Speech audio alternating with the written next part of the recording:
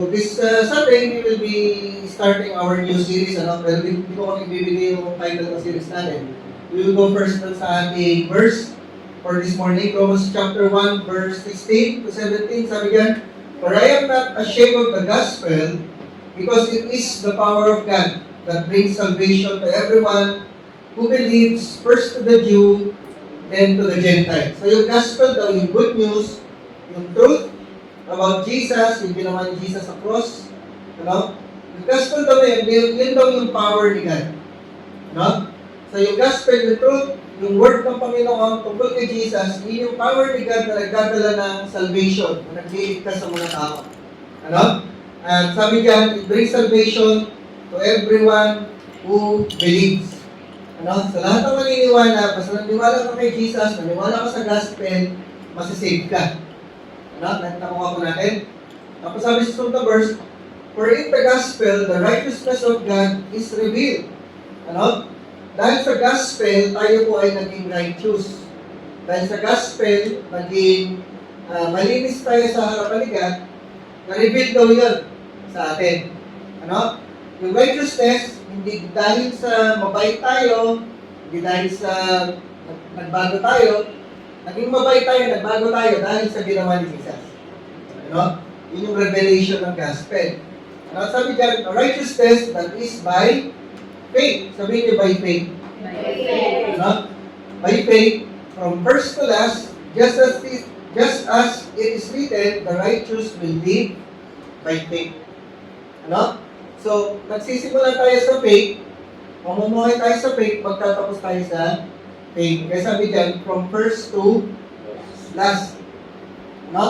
So, nagsimula tayo sa relationship natin kay God by faith. Naniwala lang tayo sa sinasabi ng Bible, sinasabi ng gospel. Naniwala tayo sa ginawa ni Jesus sa cross. Nagsimula tayo by faith. At sabi dyan, mamumuhay tayo by faith. Yung everyday natin, lahat ng ginagawa natin, lahat na pagsaserve natin sa Panginoon, by faith din yun. At matatapos tayo by faith. Yung title natin this morning ay by faith. Sabi usapan mo, by faith. By faith.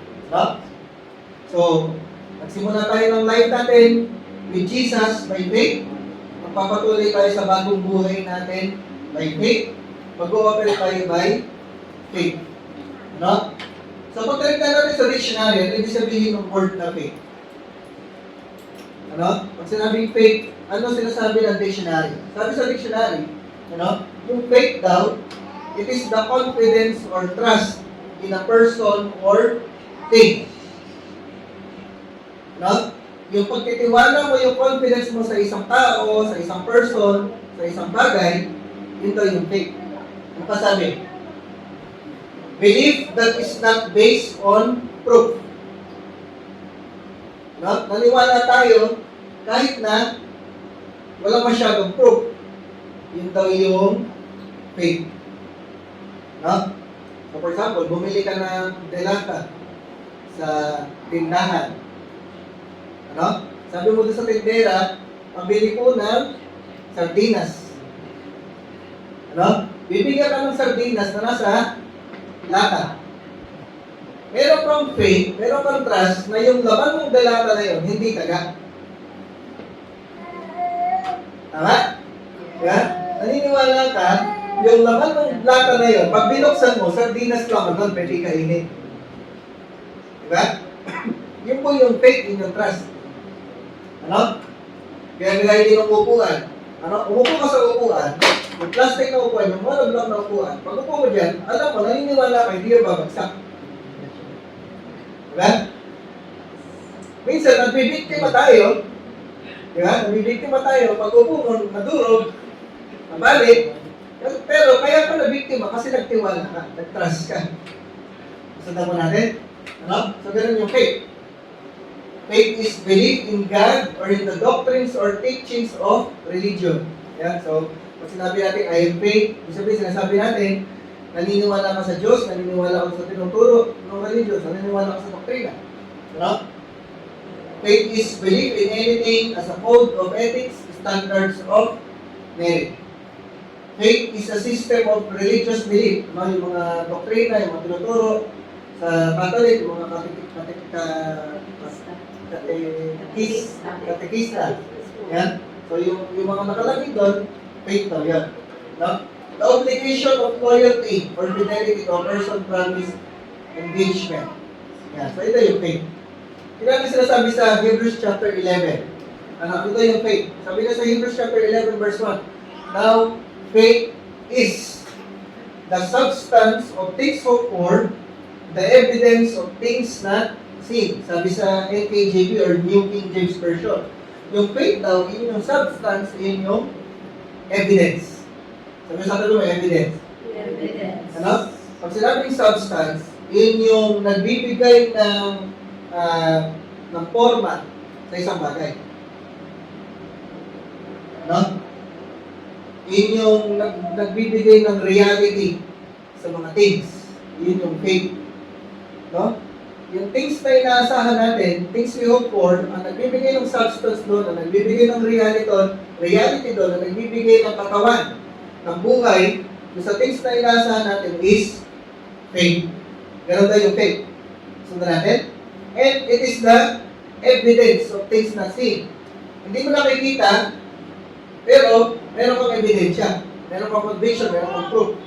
Ang nagbibigay doon ng ebidensya doon sa mga bagay na hindi nakikita ay faith. Ano? So, si God hindi nakikita. Tama? So, yung evidence ng paniniwala natin kay God, yung faith natin.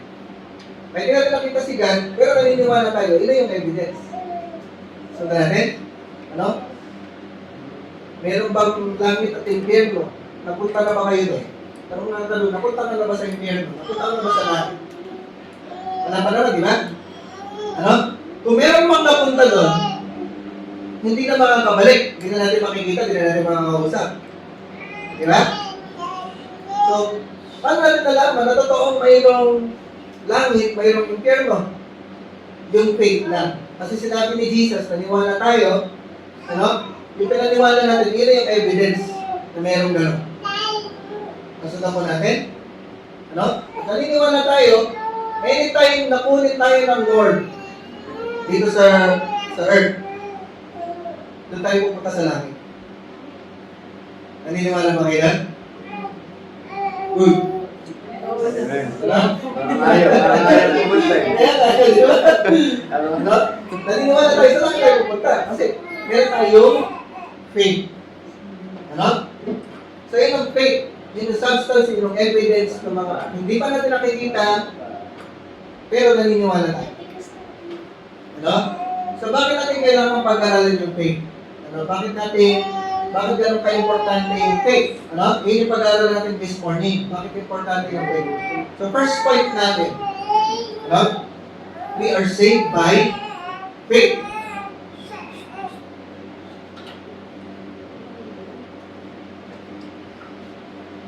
So we are saved by faith. Yun ang unang-una. Ano? Sabi sa Ephesians chapter 2, verse 8 to 9, sabi yan, for it is by grace you have been saved through faith. Ano? And this is not from yourselves, it is the gift of God. Sabi mo, sa patabi mo, gift of God. No? Not by works, so that no one can boast. Ano? So naligtas tayo by the grace of God, naligtas tayo sa kabutihan ng Diyos, at ang gagawin lang natin ay maniwala. Faith. Ano? So, hindi ang galing sa sarili natin, regalo siya ng Diyos. Not by works. Hindi mo kailangan magpakabait. Hindi mo kailangan maging relihiyoso. No? Hindi mo kailangan gumawa ng mabuti para maligtas, para mapunta sa langit. Ang kailangan mo lang gawin, maniwala. No? Masisave ka by grace through faith. No? Yung salvation, it is a gift. Regalo na binibigay sa atin ni God. Ano? Yung regalo na yon, tatanggapin mo lang. Mapupunta na sa'yo. Ano? Yung regalo na to, binibigay sa bawat isa. Kahit kriminal, kahit mamamatay tao, kahit magnanakaw. Ibibigay sa iyo itong gift na to. Ang kailangan mo lang gawin, maniwala at tanggapin yung regalo ng Diyos. Ano? Gano'ng kabuti ang Diyos na sinasamba natin, na pinaniniwalaan natin. Ano? Sa ibang religion, kailangan mo sumunod sa number 1, number 2, number 3, kailangan mo sumunod sa rules para pumunta ka sa langit. Kailangan umanib ka sa church nila para pumunta ka sa langit. Kailangan pipirmahan ng pastor yung dokumento para pumunta ka sa langit. Kailangan may mga gagawin ka. Ano? Pero, ang tinuturo talaga ng Bible, kailangan mo lang maniwala. Kailangan mo lang tanggapin yung gift. Ano? Libre yung gift, walang bayad. Ano? Undeserved, unmerited, effortless. Ano? Hindi mo kailangan mag-effort. Isi-save ka ng Panginoon. Hindi mo kailangan magbasa ng Bible every day para ka ma-save. Hindi mo kailangan nagde-devotion every day para ka ma-save. Hindi mo kailangan magpunta sa church every Sunday para ka ma-save. Hindi. Ano? Nasusunod natin? Save ka kaya ka nagbabasa ng Bible. Na-save ka kaya ka nagde-devotion, kaya ka nagpe-pray. Na-save tayo kaya tayo nagpe-church every Sunday. Ano? Pero kung tayo pumunta sa cell group, kasi na-save na tayo. Yung ginagawa natin, resulta lang ng pagka-save sa atin. Ano? Pero hindi natin siya ginagawa para ma-save. Nakuha pa natin? Kaya mo siya ginagawa kasi sinave ka na. Ano? Sino po dito nakulong na? Wala pa naman. Nakulong na lang sa kwarto. Nakulong na sa kwarto. Sa siya. Ayan. Nakulong sa siya. Nakulong sa kwarto. Diba? Pag nabuksan yung pinto. Diba? Nabuksan yung pinto. Anong gagawin mo? Lalabas ka, diba? Siyempre lalabas ka. Ayaw mo na doon sa loob. No? Kasi pag pinalabas ka na, pag nabuksan na yung pinto, hindi ka na mag-i-stay doon sa loob. Pupunta ka na sa labas. Ano, gagawin mo na yung mga gusto mong gawin kasi nga, hindi ka na nakakulong. Ano? Ganun yung binibigay sa atin ni God na salvation. Hindi ka na, kaya ka nag-church, kaya ka nagbabasa ng Bible, kaya tayo nag-devotion kasi wala ka na doon sa loob ng kulungan. Nasusunod natin? Ano? Kaya na natin ginagawa yung gusto ni God kasi wala na tayo sa kulungan, pinalabas na tayo. Pinalayan na tayo. Hindi na tayo nakakulong. No? So, ganun po kaganda yung faith. Nagsimula tayo ng life natin, ng bagong buhay natin kay Jesus through faith. Regalo lang yun ng Diyos. Ano? Yung regalo na binigay sa atin ng Lord, ginagamit lang natin siya. Pero, kaya natin siya nagagamit kasi tinanggap natin. No? Ano po yung regalo? Yung regalo na binibigay ni God para sa lahat yun. Kung sino gustong tumanggap, matatanggap mo. Ang problema lang sa mga tao, hindi nila tinatanggap. Ayaw nila mag-give. Iba nga hindi makapaniwala. Ganun lang yun, maniniwala lang ako. Alam mo kailangan gawin? Ano? Hindi sila makapaniwala. Di ba kailangan magsimba? Di ba kailangan magpakabait? Di ba kailangan gumawa ng mga magagandang bagay? Yes, hindi ko talaga kailangan. Free gift siya. Ano? So, ano lang gagawin natin? Maniniwala lang tayo. By faith lang. Ano? So, ganoon po yung ginawa ni Jesus sa atin. Yung faith, kaya siya importante kasi para ka magkapagsimula ng relationship mo kay God, para ma-receive mo yung regalo ng Diyos na kaligtasan, para ka mapunta sa langit, para ma-restore yung relationship natin kay God, maniniwala lang tayo. Ano? Sabi mo sa katabi mo, maniwala lang tayo. Maniwala lang tayo. No? So, importante po yun, kailangan natin maniwala. Ano? Pag hindi ka naniniwala, hindi mo gagawin. Ano? Pag hindi ka naniniwala, hindi mo kikilalanin si Jesus, hindi mo tatanggapin si Jesus, hindi mo susunod yung life mo kay Jesus. So, we have to believe. Kailangan natin ang faith. So, unang point natin, we are saved by faith. Pangalawa, bakit natin kailangan na mag-operate sa faith? Pangalawa, we please God by faith. Ano? So, para pala natin ma-please si God, para natin mapangiti si God, para matuwa si God sa atin, ang kailangan lang din natin ay faith. Nasa natin? Ano? Saan makikita yun? Sa Hebrews chapter 11 verse 6. Sabi niya, without faith, it is impossible to please God. Sabi mo nga, without faith, impossible. Ano?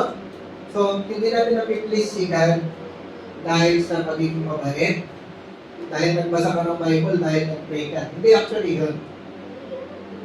Para ma-please si God, para bumiti si God, para matuwa si God sa atin, ang kailangan lang natin ay faith. Ano? Kasi pag wala daw faith, imposible. Pag walang faith, imposible ma-please si God. No? Without faith, it is impossible to please God because anyone who comes to Him must believe that He exists and that He rewards those who earnestly seek Him. No? Kasi lahat ng lalapit kay God, kailangan mo munang maniwala na mayroong Diyos na nandun sa langit. Na pag nag-pray ka sa Kanya, nakikinig siya. Na totoong may Diyos, totoong may buhay na Diyos. Kapag tumawag ko sa Kanya, sasagot siya sa prayer. Ano? Nasabi pa dyan, maniwala ka, mayroong reward. Sabi sa akin mo, may reward. Ano?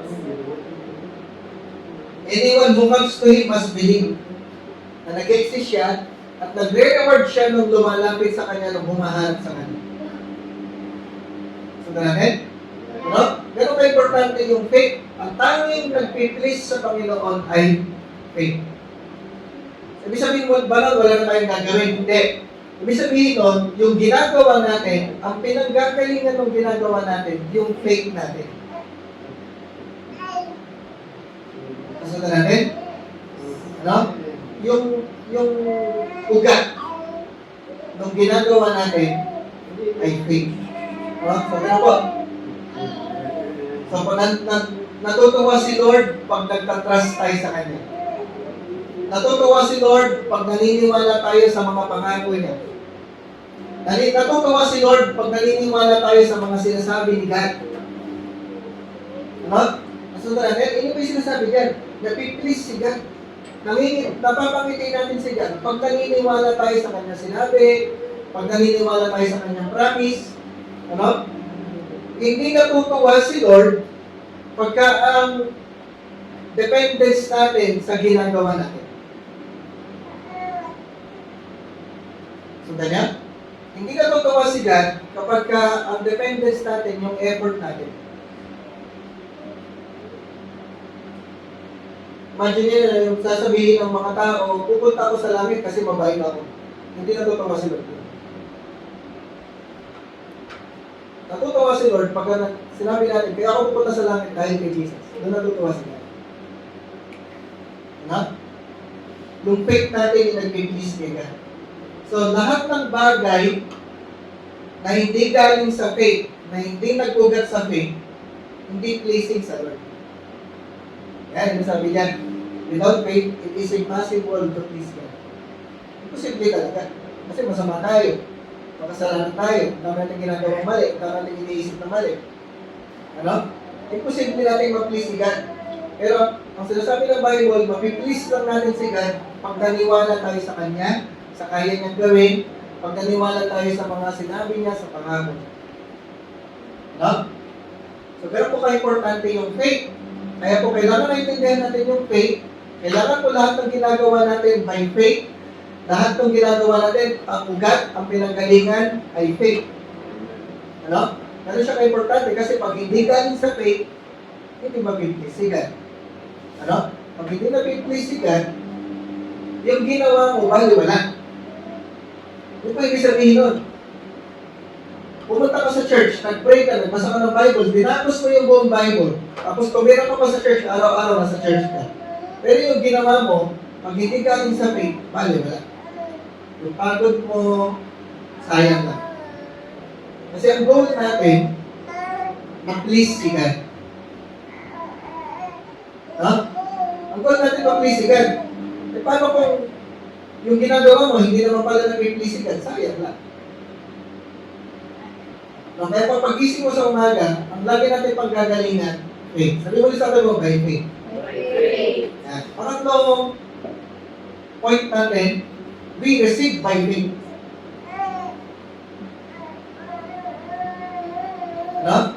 Lahat ng ibibigay ng Lord, marireceive natin by faith. Ano?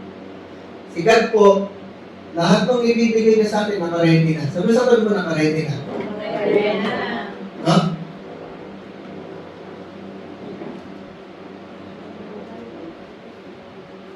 Kasi si Lord, hindi siya bound ng time. Ano? Siya yung beginning and end, yung time natin, tayo lang yung bound ng time. Hinihintay natin yung bukas, yung mamaya, hinihintay natin yung next week. Kasi nga, bound tayo ng time.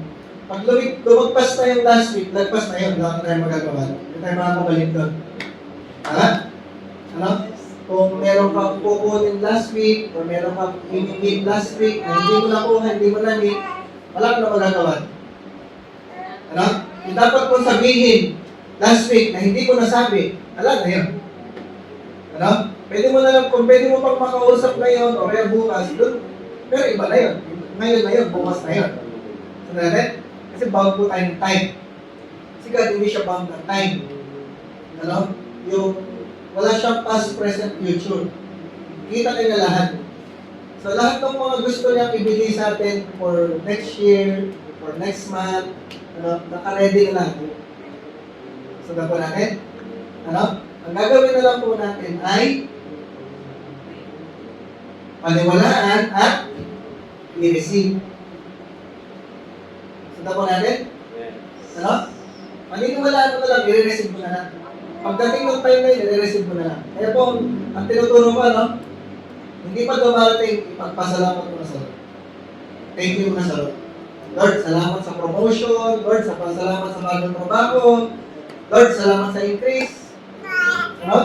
Lord, salamat sa blessings. Hindi pa dumarating, ipagpasalamat ko na. Lord, salamat sa bagong bahay at lupa. No? Lord, salamat sa bagong sasakyan. Hindi pa dumarating, pinagpapasalamat mo na. Kasi nga, gusto mo ma-receive. Hello? Yes. No? Sabi sa verse, in James chapter 1 verse 6, sabi ko niya, but when you ask, you must believe and not doubt. Because the one who doubts is like a wave of the sea, blown and tossed by the wind. Ano? Pag may hihingi ka sa Lord, pag may ipag-pray ka sa Lord, you must believe. Huwag ka mag-doubt. Hello? Bakit doubt? Bakit daw kailangan natin maniwala at huwag tayong mag-doubt? Ano sabi niya? That person should not expect to receive. Ano? Anything from the Lord. Pag nagda-doubt ka, ibig sabihin daw nun, huwag ka lang mag-expect na meron ka ma-receive. So, pag gusto mong ma-receive, anong kailangan? Believe. Ano? So, we receive by faith. Pag hindi ka naniniwala, sabi dyan, such a person is double-minded and unstable in all they do. Wala kang ma-receive pag di ka naniniwala. Nakuha niya? No? Praise God. Lahat po nung meron kami sa buhay namin, ano, praise God, naniwala. Kasi hindi natin ma-receive, hindi tayo naniwala. Nakuha natin? Ano? Yung promotion, yung increase, yung bago sasakyan, lahat po yung na-receive natin kasi naniwala na. Ano? Ito po ang church na binigay sa atin ng Lord. Kaya natin na-receive kasi naniwala tayo. Ano? And even yung salvation, nagaling sa Panginoon. Kaya natin na-receive yun kasi naniwala tayo. So, by faith, maniwala pa tayo, makaka-receive tayo ng wisdom. Makaka-receive tayo ng understanding, knowledge. Makaka-receive tayo ng revelation. Makaka-receive tayo ng guidance sa Lord by faith. Ano? Makaka-receive tayo ng answer sa mga prayers natin by faith. Yes, say amen. Amen. Ano? By faith, makaka-experience tayo ng mga imposible, ng supernatural. By faith, makaka-receive tayo ng miracles, ng healings, ng protection, ng provision by faith. Ano? By faith, marireceive natin yung power, presence ng Holy Spirit. By faith, maririnig natin yung boses ng Panginoon. By faith, makaka-move tayo sa spiritual gifts. By faith, makaka-receive tayo ng visions and dreams para sa future natin. Ano? Sabi ko sa katabi mo, we receive by faith. We receive by faith. No? Faith opens the heart to receive what God lovingly chooses to give.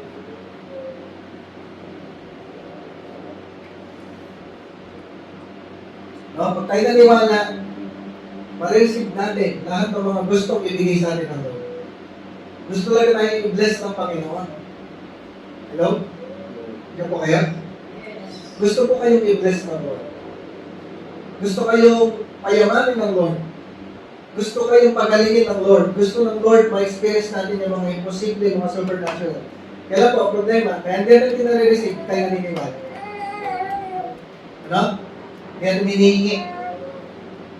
Pero kung naniniwala tayo, hinihingi natin sa Lord, marireceive mo. Sabi sa tabi mo, marireceive mo. Receive mo. Ano? So yung lahat ng magandang future na inihanda sa atin ng Lord, lahat ng mga magagandang bagay na nakahanda sa langit, na ibibigay sa atin ng Lord, marireceive natin if we receive by faith. And ang apat na point natin, we overcome by faith. Ano? So nagtatagumpay tayo sa life by faith. Sabi ko sa 1 John chapter 5, verse 4, sabi na, for everyone born of God overcomes the world. This is the victory that has overcome the world, even our faith. No? Kaya tayo nagtatagumpay dahil sa faith. Ito po kaya? Who is it that overcomes the world? Only the one who believes that Jesus is the Son of God. Ano? So kaya pa importante yung faith, kasi para tayo magtagumpay sa world, para tayo magtagumpay sa demonyo, para magtagumpay tayo sa problema, kailangan natin ng faith. Kailangan natin maniwala. Ang nagbibigay sa atin ng victory, yung faith natin. Hindi po dahil magaling kang mag-pray.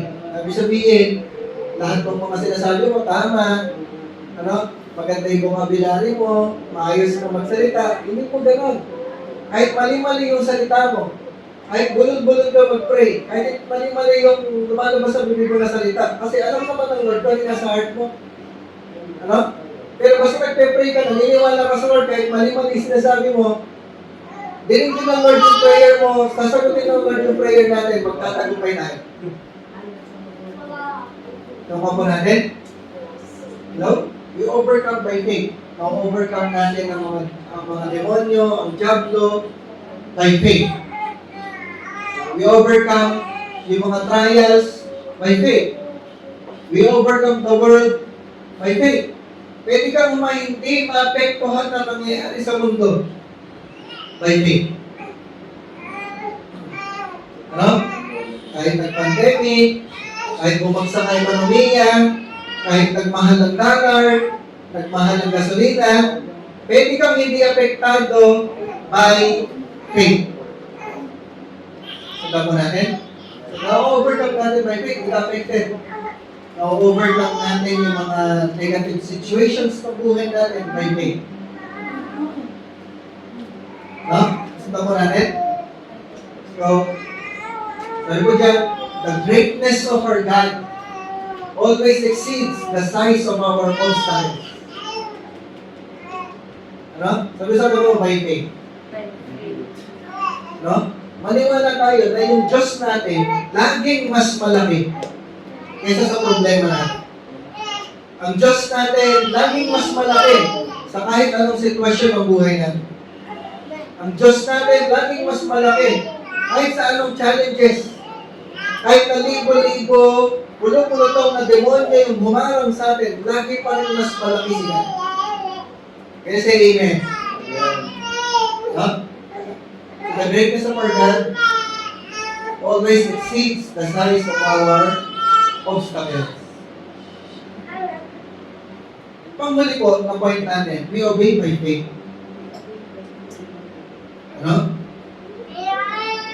So, ang faith po, hindi lang siya ginagamit para makareceive, para masave. Sundan po natin. Ang faith, ginagamit natin ang faith para maka-obey tayo kay God. Sundan niyo ba? No? Sabi makikita yun. Sa Hebrews chapter 11. No? Pag binasa niyo po yung buong Hebrews chapter 11, Makikita niyo po doon, lahat ng mga binanggit na tao doon, nag-obey. Sabi sa tabi mo, obey. Obey. Ano? Sabi sa Hebrews chapter 11, verse 8, ano?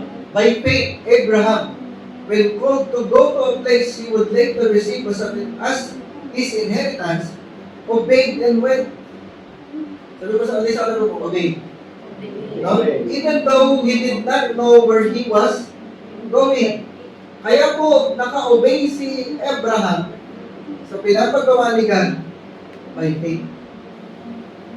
Ano? Hindi niya alam kung saan siya pupunta. Hindi niya alam kung ano yung inheritance na marireceive niya. Hindi niya alam kung ano yung blessing na ibibigay sa kanya ng Lord. Pero dahil naniwala siya sa sinabi ni God, naniwala siya sa pangako ng Lord, sumunod siya. Nakuha po natin? So, ang faith po, hindi natin siya ginagamit na para lang, yes, masisave tayo by faith, makaka-receive tayo sa mga answers natin sa prayer by faith, mabibless tayo by faith.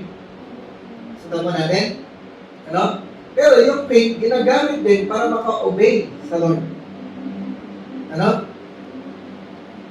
Para magawa natin yung pinapagawa ng Lord. Kaya tayo nagbabago, kaya natin na-overcome yung mga bisyo, kaya natin nagagawa na mag-serve sa Lord, kaya natin nagagawa na gawin yung tama, kasi naniniwala tayo sa sinasabi ni God.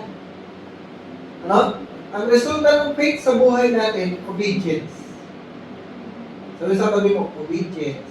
Yes. So, kaya po tayo nakakapunta na sa cell group, kaya natin nagagawa na magbasa ng Bible, kaya natin nagagawa na mag-pray, ano? Kaya natin nagagawa na gawin yung tama, nagagawa natin magpatawad sa mga tao, kasi naniniwala tayo sa sinabi ni God. Ano? So,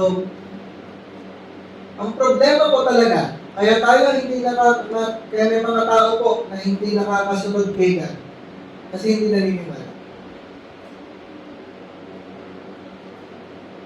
Ano? For example, sa forgiveness.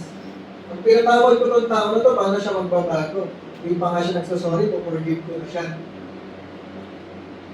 Diba? Paano niya malalaman na mali yung ginawa niya kung ipo-forgive ko siya? Diba? Ang thinking po doon, maniwala ka na kaya siyang kausapin ng Diyos, at kaya siyang baguhin ng Diyos, at kaya siyang itama ng Diyos. At may justice si God sa mga taong gumagawa ng kasalanan. Kung pa natin, sabi ng Bible, vengeance is mine, says the Lord. Siya maghihigante para sa atin. Hindi natin kailangan tayo maghihigante. Ano? Ang sinasabi lang sa atin ng Lord, mag-forgive ka. So kaya po natin nagagawang mag-forgive, kaya natin nakaka-obey dun sa command na mag-forgive, kasi naniniwala tayo, si Lord ang bahala sa Kanya. Si Lord ang magbabago sa Kanya. Si Lord ang kakausap sa Kanya. Si Lord ang buhusga sa Kanya. Nasundan po natin? Ano? Hindi mo siya magbayad ng utang. Ano? Si Lord yung magbabalik sa'yo nung hindi na ibayad sa'yo. So kaya natin nagagawang mag-obey kasi nga, naniniwala tayo sa sinabi ng Lord, sa sinabi ng Bible. So pag sinabi ng Bible, sinabi ng Lord, makaka-obey na. Ang problema po, kaya hindi nakaka-obey kasi hindi natin pinaniniwalaan ng totoo yung sinabi ng Lord. Sundan po natin. No? Kaya po si Abraham, kaya na nagawang sumunod, iniwan niya yung lugar niya. Ano? Iniwan niya yung mga trabaho niya doon. Iniwan niya yung kayamanan niya doon. Pumunta siya sa lugar na hindi niya alam kung saan siya pupunta. Hindi niya alam kung pag pumunta ba ako doon, may kikitain ba ako doon. Pag pumunta ba ako doon, yayaman ba ako doon. Pag pumunta ba ako doon, safe ba yung family ko doon? Ano? Ang daming pwede kong isipin. Pero, nagawa niyang sumunod kasi naniwala siya. Pag pumunta ako doon, iinatan ako ng Lord. Pag pumunta ako doon, sasamahan ako ng Lord. Pag pumunta ako doon, i-bless ako ng Lord. Hindi ako pababayaan ng Lord. Kaya yung nagawang sumunod. Nakuha pa natin? Ganun po ka-importante ang faith. Ano? Pag ginagawa mo yung isang bagay dahil naniwala ka sa Lord, ano? Hindi ka lang nakasunod na please mo pa si God. Diba sabi natin kanina? You please God by faith. Ano? So, importante po na kaya natin kailangan ng faith para makasunod tayo sa Lord. Gano'n ka-importante yung faith. No? Binibigyan tayo ng faith ni God para makasunod tayo. Binibigyan tayo ng faith ni God para magawa natin yung plano niya, masunod natin yung kalooban niya, ma-fulfill natin yung purpose ng Lord sa life natin. Ano? Diba, pinag-aralan natin yung healing. No? Gusto ng Lord, pagalingin yung isang tao. Kaya paano niya pagagaling kung hindi ka naniniwala na sabi sa'yo ng Lord, lapitan mo, ipag-pray mo, para gumaling siya. Kasi gusto ng Lord, pagalingin siya. Kaya kung meron kang doubt, Lord, paano kung pinag-pray ko, hindi naman gumaling? Paano kung kinausap ko, sinunginan ako? Paano kung ayaw mong kausapin? Yan ang natin iniisip. Pero kung naniniwala ka, hindi, gusto ng Lord, pagalingin siya. Lalapitan mo, mag-pray. Diba? Nagagawa po natin mag-obey, nagagawa natin mangyari yung purpose ni God dun sa tao, kasi naniniwala ka. Nakuha po natin? Ganon din sa salvation. Ano? Gusto mo yung ibang tao makakilala kay Jesus. Gusto natin yung ibang tao mapunta din sa langit. Gusto natin yung ibang tao masave din. Ano? Kung naniniwala ka na isa-save siya ng Lord, babaguhin siya ng Lord, dadalhin siya ng Lord sa langit, nakita natin, kausapin natin, share natin ang gospel. Ano? So, ibig sabihin, ang point po natin, nakaka-obey tayo pag naniniwala tayo sa sinabi ng Lord. Pag naniniwala tayo sa purpose ng Panginoon. No? Faith, we obey by faith. So, faith is proven not only by what we believe, but by how we obey.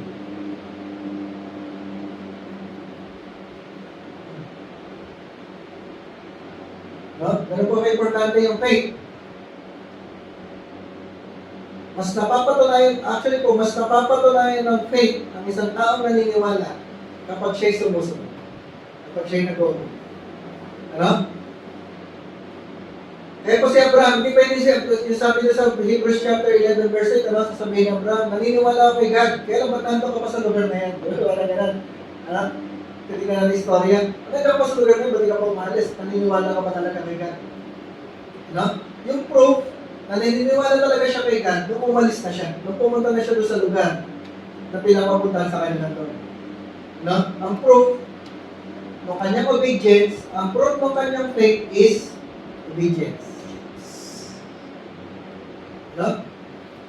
So, ganun po ka-importante yung faith. Kaya po ito yung introduction ng ating series kasi lahat po ng pag-aaralan natin sa series natin, kailangan mong maniwala at pag naniwala ka, susunod ka, pag sumunod ka, mapi-please mo sa Lord, marireceive mo yung pinangako na Lord. Maka po natin? No? So, ang series po natin, mula po this week, ay pinapagatan po natin gifts. Sabi sa akin gifts? No? Subtitle natin ay Kingdom, Stewardship, and Generosity. No?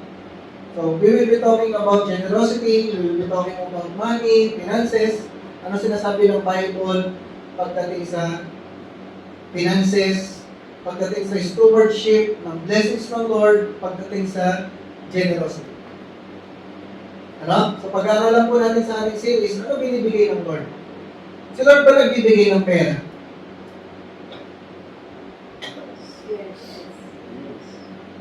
Nasa balik sasabihin niya, sino nagsasabihin no? No. Sino nagsasabihin no? Nagbibigay ba si Lord ng pera? No? Ibig sabihin mo na, pag nagbibigay si Lord ng pera, meron pa kayong pag pagising niya sa umaga, may pera na sa tabi niya, sa tabi na yung naman. Pag buksan mo ng pinto, may pera sa pinto, ha? Pwede, pero ganun ba na yan? Ganun po ba? Everyday? No? Sa pag-aaral natin, ano ba binibigay talaga ng Lord? No? Ano talaga binibigay ng Lord?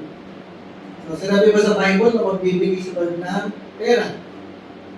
No? So, yung pag-aaralan po natin. Pag-aaralan po natin sa series natin. Anong binibigay ng Lord? Hindi siya nagbibigay ng pera. Ano binibigay? No? Sa Pag-aralan din mo natin, ano yung purpose ng blessings? Ano yung purpose ng finances? Bakit kami binibigyan ng Lord ng blessings? Ano purpose nun? Ano? And then pag-aaralan natin, of course, generosity.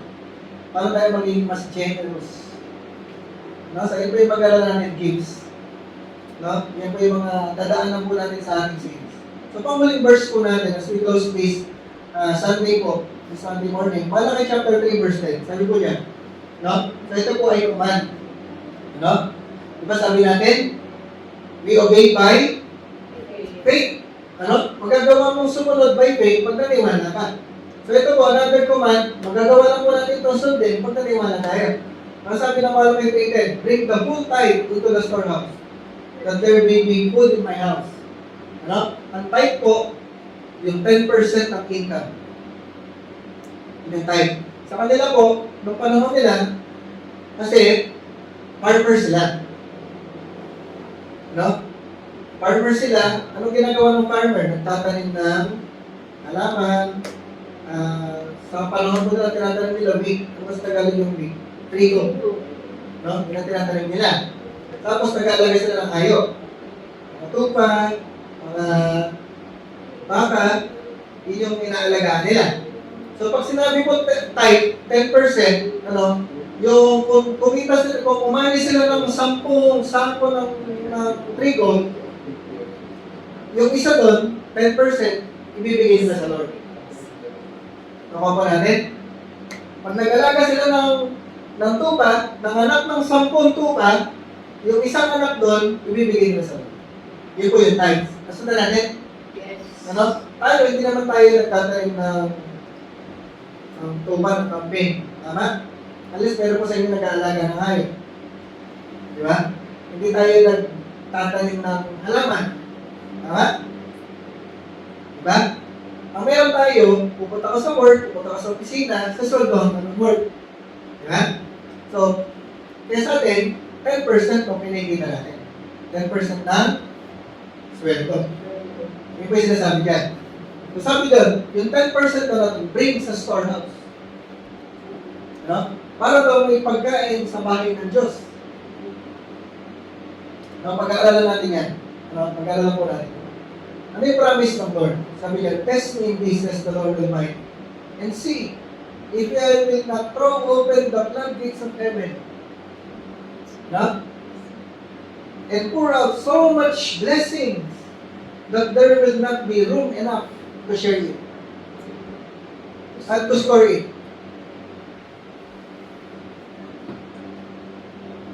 No? Ang pangako ng Lord, pag daw nagbibigay ka ng tithes, ano, bubuksan niya yung pintuan ng yung floodgates ng heaven, magbubuhos siya ng sobrang blessing na wala kang paglalagyan. Ano? Promise yun ng Lord. Ang tanong mo sa tabi mo, naniniwala ka. Diba? Kung naniniwala ka, makaka-obey ka. Tama ba? Yes. Ini pinag-aaral natin. Kaya po importante yung faith. Hindi lang tayo na-save by faith, marireceive natin yung promise by faith. Makaka-obey tayo by faith. Magagawa natin i-please si God by faith. Na? Sige po, tayo na.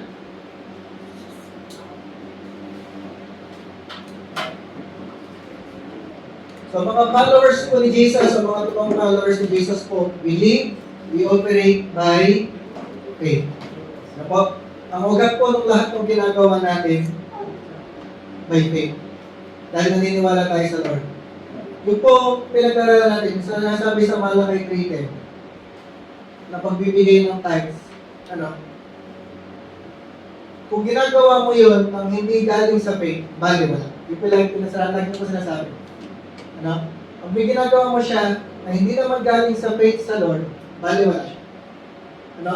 Ibig sabihin, hindi mo siya pwedeng gawin dahil sinabi ng pastor. Kasi sabi ng pastor. Kasi sinabi ng leader. Pag ganun lang yung gagawin mo, hindi siya pleasing sa Lord. Wala kang marireceive ng promise. Ano? Dahil na-obliga ka lang, dahil pinilit ka lang, dahil na yung gusto mo lang mag-please yung mga tao, gusto mo lang magpasikat, ano? Gusto mo lang magpa-impress, hindi pwede po yun sa Lord. Ano? Kasi ang gusto lang ng Lord, faith. Sabi sa akin mo, faith. Ano? Kaya mo siya ginagawa kasi naniniwala ka sa Lord, naniniwala ka sa promise ng Lord, gusto mong i-please si God, gusto mong masunod si God, ano? Ang pinagagalingan natin, faith, kaya mo siya ginagawa. Ano? Hindi po tayo nag-please ng ibang tao, hindi tayo nag-please ng pastor, ang piniplease natin, si Lord. Ano? At yung binibigay po natin, hindi natin sa tao binibigay, sa Lord din. Ano? Pag binigay mo sa tao, tao matutuwa. Diba? Pag binigay mo sa Lord matutuwa. Ganun po ka-importante yung tamang understanding ng pamumuhay sa faith. Lahat po ng gagawin natin by faith. Nag-ooperate tayo, nag-believe tayo by faith. Hindi po to please people. Hindi para magsumunod sa tao. Kasi chinitrace natin, sinusunod natin si Lord. Sige tayo ba namin? Yes, Lord, we just thank you for this morning. Salamat po, Panginoon, sa pagbibigay niyo po ng faith sa amin. Hindi po namin magagawang maniwala kung hindi niyo po kami bibigyan ng faith. And we ask, Lord, even this morning, increase our faith. Palakasin niyo po at pataasin niyo po yung aming pananampalataya para lagi po namin magawa, Panginoon, na maniwala sa lahat ng sinasabi mo, maniwala sa lahat ng pangako mo, maniwala sa lahat ng pinapagawa mo, at through the faith na nagagaling po sa inyo, magawa po namin na mag-please kayo, magawa po namin na makasunod sa nais mo. We just want, Lord, na ma-please ka, mag-glorify ka. Nais lang po namin, Panginoon, masunod yung kalooban mo. Nais lang po namin, Lord, mag-obey sa inyo, magawa po yung pinapagawa ninyo. Nais lang po namin, Panginoon, mabago yung buhay namin to give you glory, to give you honor. Ikaw lang po ang pataas. Ikaw lang po ang mapupurihan. And patuloy, Lord God, as we serve you, as we obey you, patuloy kami maniniwala, Panginoon, that we will receive yung mga things na pinrepare niyo para sa amin. Mga blessings, Lord God, in heaven, na inihanda niyo po para sa aming buhay, para sa aming pamilya, para sa aming business, para sa aming trabaho, Lord God. Naniniwala kami, Panginoon, marireceive po namin ito lahat. Thank you, Lord God, sa blessings. Thank you, Lord God, sa provisions. Thank you, Lord God, sa promotion, sa increase. Thank you po sa favor. Thank you po sa opportunities. Thank you po sa bagong business, sa bagong work, sa mga bagong mga clients. Binabalik po namin sa inyo, Lord God, lahat ng glory and honor. We pray this in the name of the Lord Jesus Christ. Everybody say, Amen. Ano pa lang si Lord?